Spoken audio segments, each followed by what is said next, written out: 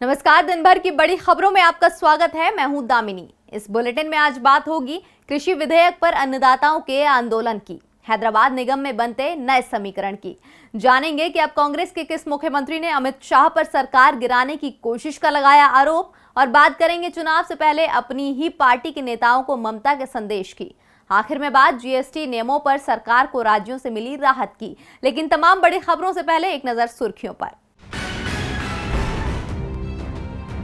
शरद पवार के बयान पर कांग्रेस ने दी नसीहत। महाराष्ट्र में महाविकास आघाड़ी सरकार चलानी है तो कांग्रेस नेताओं पर टिप्पणियां करना बंद करे सहयोगी दल। एनसीपी नेता पवार ने राहुल गांधी पर की थी टिप्पणी। हैदराबाद निगम चुनाव में मिली सफलता से बीजेपी में उत्साह। अब पश्चिम बंगाल पर टिकाई बीजेपी ने नजर। 8 दिसंबर को कोलकाता जाएंगे नड्डा। बिहार विधानसभा चुनावों में पार्टी के खराब प्रदर्शन की जेडीयू ने शुरू की समीक्षा। सीएम नीतीश कुमार ने हारे हुए उम्मीदवारों के साथ की बैठक। उम्मीदवारों से पूछे हार के कारण। अधीर रंजन चौधरी का केंद्र सरकार पर तंज। सिर्फ आंदोलन की भाषा ही समझती है सरकार।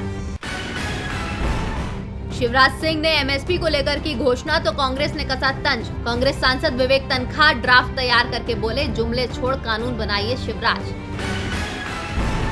सुर्खियों के बाद अब बात आज की सबसे बड़ी खबर की। 3 कृषि कानूनों को समाप्त कराने की मांग को लेकर अन्नदाताओं का आंदोलन तो 2 महीने से चल रहा था, लेकिन अब जब पंजाब से अन्नदाता दिल्ली पहुंच गए हैं और 10 दिनों से उन्होंने दिल्ली को घेर लिया है तो सरकार झुकती दिख रही है। सिर्फ पंजाब ही नहीं, यूपी, हरियाणा, राजस्थान सहित पूरे भारत से अन्नदाता कृषि विधेयक के खिलाफ दिल्ली पहुंच गए हैं। अन्नदाताओं के आंदोलन में आज दिन भर क्या क्या रहा खास, देखिए हमारी ये रिपोर्ट। हजारों अन्नदाताओं ने दिल्ली की सीमाओं पर डेरा डाल रखा है। सिंघू बॉर्डर हो या फिर नोएडा से लगा चिल्ला बॉर्डर, अन्नदाता सड़कें जाम करके बैठे हुए हैं। इसी मुद्दे पर आज 5वें दौर की बैठक चल रही है। इस बैठक से पहले प्रधानमंत्री नरेंद्र मोदी ने सुबह कैबिनेट के वरिष्ठ मंत्रियों के साथ अपने आवास पर बैठक की। इसमें केंद्रीय गृह मंत्री अमित शाह, रक्षा मंत्री राजनाथ सिंह और कृषि मंत्री नरेंद्र सिंह तोमर इस मीटिंग में मौजूद थे। सरकार अन्नदाताओं की कई मांगों को मानने को तैयार भी हो गई है और कानून में संशोधन का प्रस्ताव भी अन्नदाताओं को दिया है। केंद्रीय मंत्री सोम प्रकाश ने किसान नेताओं से कहा कि सरकार पंजाब की भावनाओं को समझती है और उनकी चिंताओं का समाधान करने के लिए तैयार है, लेकिन अन्नदाता कानूनों को रद्द करने की मांग पर अड़े हुए हैं। आज की बैठक में अन्नदाताओं को केंद्रीय कृषि मंत्री नरेंद्र तोमर ने एक बिंदु पर जवाब दिया। सरकार की ओर से लिखित में आश्वासन दिए जाने की भी बात कही जा रही है। बैठक में किसानों ने कहा कि हमें इस पूरे विवाद का कोई हल या पक्का वादा चाहिए। जो भी फैसला होगा वो आज ही हो जाना चाहिए। बार बार की तारीखों के चक्कर में हम नहीं पड़ना चाहते, इसीलिए आज के बाद आगे की चर्चा नहीं करेंगे। हरजिंदर सिंह टांडा ने कहा कि हम कानूनों का पूरी तरह से रोल बैक चाहते हैं। अगर सरकार हमारी मांग नहीं मानती तो हम धरना जारी रखेंगे। इस बीच अन्नदाताओं के आंदोलन को चौतरफा समर्थन मिल रहा है। कई दलों के नेता भी अब आंदोलन में पहुंचने लगे हैं और अपना समर्थन जता रहे हैं। अन्नदाताओं ने समर्थन के लिए उनका आभार तो जताया, लेकिन किसी दल के नेता को मंच पर जगह देने से मना कर दिया है। आपको बता दें कि नए कृषि कानून को लेकर अन्नदाताओं को लेकर कुछ डर हैं, जिनमें पहला डर ये है कि अन्नदाताओं का मानना है कि कृषि बाजार और कॉन्ट्रैक्ट फार्मिंग पर कानून से बड़ी कंपनियों को बढ़ावा मिलेगा। कृषि खरीद पर कंपनियों का नियंत्रण होगा।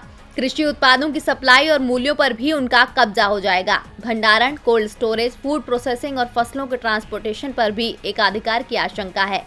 नए कानून से मंडी सिस्टम खत्म हो जाएगा। आवश्यक वस्तु कानून में संशोधन से जमाखोरी और ब्लैक मार्केटिंग को बढ़ावा मिलेगा। सभी शहरी और ग्रामीण गरीबों को बड़े अन्नदाताओं और प्राइवेट फूड कॉरपोरेशनों के हाथों में छोड़ देना होगा। कृषि व्यापार कंपनियां, प्रोसेसिंग कंपनियां, होलसेलर्स, एक्सपोर्टर्स और बड़े रिटेलर्स अपने हिसाब से बाजार को चलाने की कोशिश करेंगे। इससे अन्नदाताओं को नुकसान होगा। कॉन्ट्रैक्ट फार्मिंग वाले कानून से जमीन के मालिकाना हक खतरे में पड़ जाएगा। इससे कॉन्ट्रैक्ट और कंपनियों के बीच कर्ज का मकड़जाल फैलेगा। कर्ज वसूलने के लिए कंपनियों का अपना मैकेनिज्म होता है।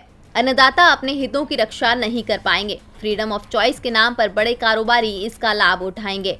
इस कानून में विवादों के निपटारे के लिए एसडीएम कोर्ट को फाइनल अथॉरिटी बनाया जा रहा है। अन्नदाताओं की मांग है कि उन्हें उच्च अदालतों में अपील का अधिकार मिलना चाहिए।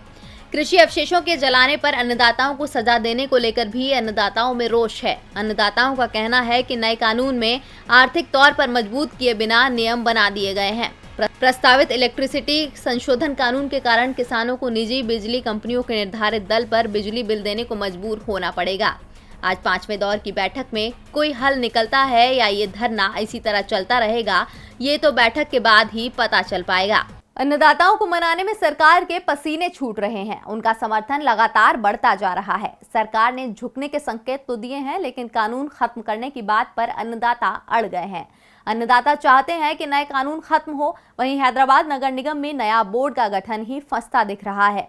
चुनाव में किसी भी दल को बहुमत नहीं मिला है। ऐसे में निगम में मेयर पद के लिए 2 दलों में गठबंधन हो सकता है। तो किस दल का हो सकता है मेयर, देखिए हमारी ये रिपोर्ट।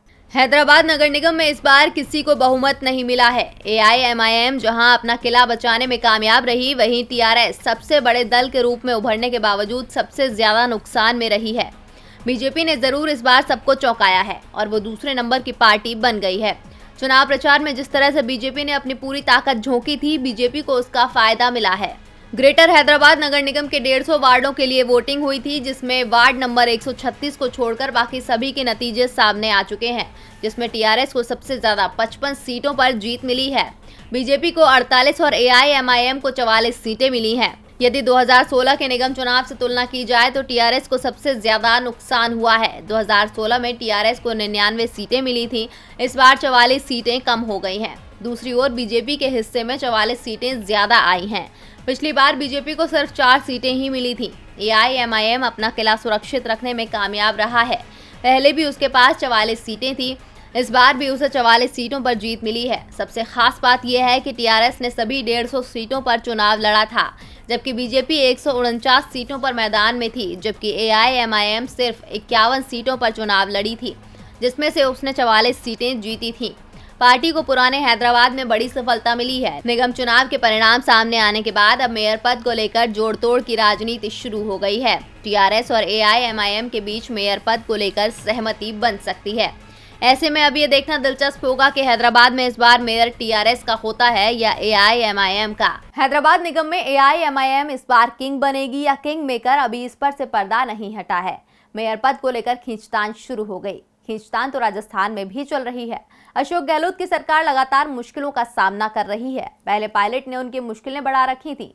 पायलट माने तो अब गहलोत को दूसरा डर सताने लगा है। गहलोत ने अमित शाह को लेकर बड़ा बयान दिया है। तो क्या कहा है गहलोत ने, देखिए हमारी ये रिपोर्ट। राजस्थान की गहलोत सरकार एक बार फिर मुश्किल में फंसती दिख रही है। पहले से ही पार्टी के अंदर अपने विरोधियों से परेशान CM अशोक गहलोत को इस बार चुनौती पार्टी के बाहर से मिल रही है।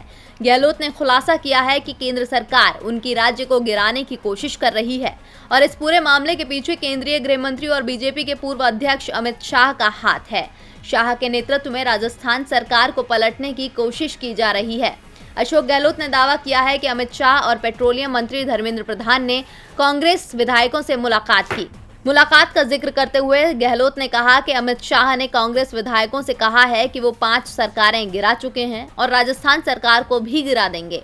गहलोत ने कांग्रेस विधायकों की वफादारी की तारीफ करते हुए कहा कि अमित शाह से मिले विधायकों ने बाद में बताया कि वो अमित शाह को गृह मंत्री के रूप में देखकर शर्मिंदा हैं। एक समय था जब देश के गृह मंत्री सरदार पटेल हुआ करते थे और अब अमित शाह हैं। बीजेपी पर निशाना साधते हुए CM ने कहा कि बीजेपी की आदत है कि वो जहां विपक्ष में होती है वहां की सरकार को गिराने का काम करती है। ऐसा वो मध्य प्रदेश में कांग्रेस की कमलनाथ सरकार के साथ कर चुकी है। अशोक गहलोत की सरकार भी कुछ दिनों पहले मुश्किलों में फंस गई थी, जब सचिन पायलट के समर्थन में 1.5 दर्जन विधायकों ने बगावत कर दी थी। लेकिन राहुल और प्रियंका गांधी के दखल के बाद सचिन पायलट पार्टी में वापस लौट आए थे और कांग्रेस की सरकार बच गई थी।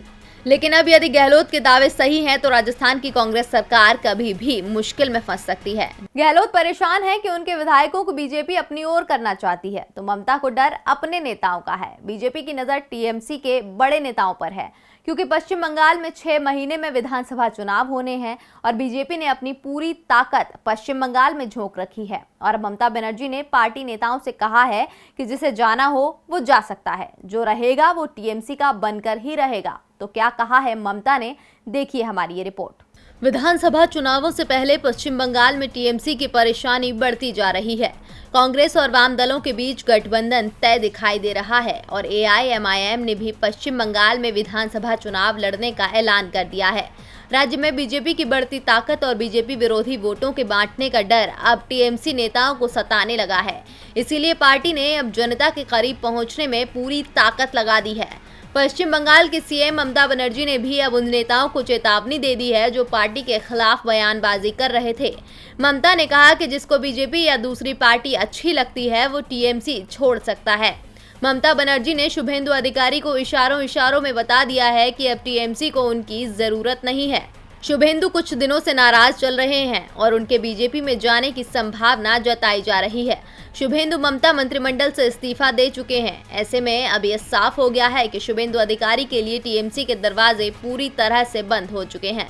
इसके साथ ही ममता ने नए कृषि कानूनों के खिलाफ उत्तर भारत में चल रहे अन्नदाताओं के आंदोलन को अपना समर्थन दिया है। बीजेपी पश्चिम बंगाल में ममता बनर्जी के किले हिलाने में लगी है, तो दूसरी ओर महाराष्ट्र में बीजेपी का किला ही ढह गया है और इसे लेकर पहले तो एनसीपी ने बीजेपी पर तंज कसा और अब शिवसेना ने बीजेपी को घेरा है। तो क्या कहा है शिवसेना ने, देखिए हमारी ये रिपोर्ट। महाराष्ट्र विधान परिषद के चुनावों में भारतीय जनता पार्टी के खराब प्रदर्शन के बाद अब महाविकास अघाड़ी सरकार में शामिल दलों को बीजेपी को घेरने का मौका मिल गया है।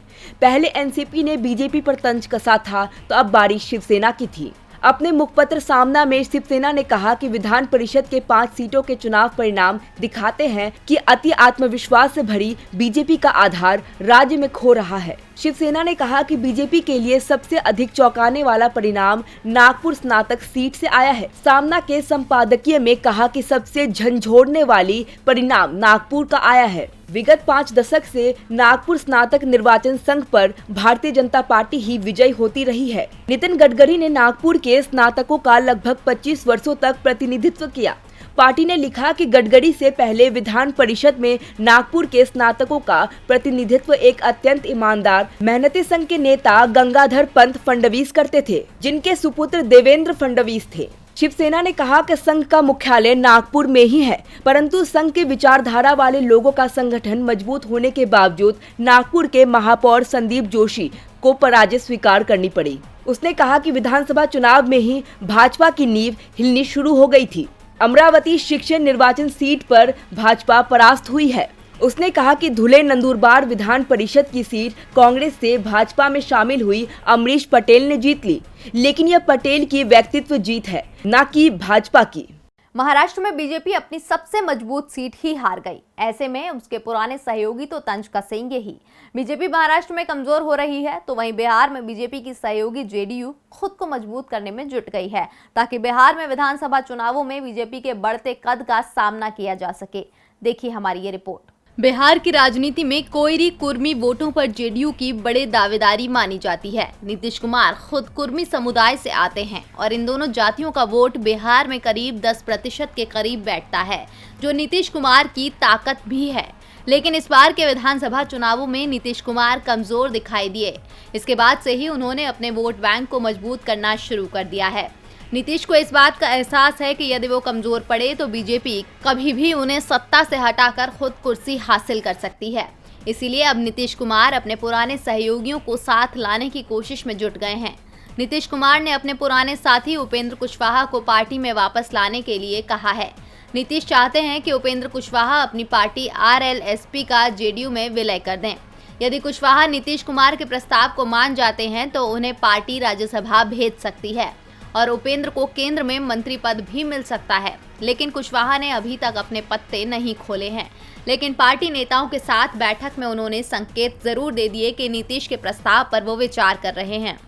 उपेंद्र ने जेडीयू के करीब आने के संकेत तभी दे दिए थे जब विधानसभा के पहले सत्र में तेजस्वी यादव की नीतीश पर की गई टिप्पणी को लेकर उन्होंने तेजस्वी को घेरा था और नीतीश कुमार का पक्ष लिया था।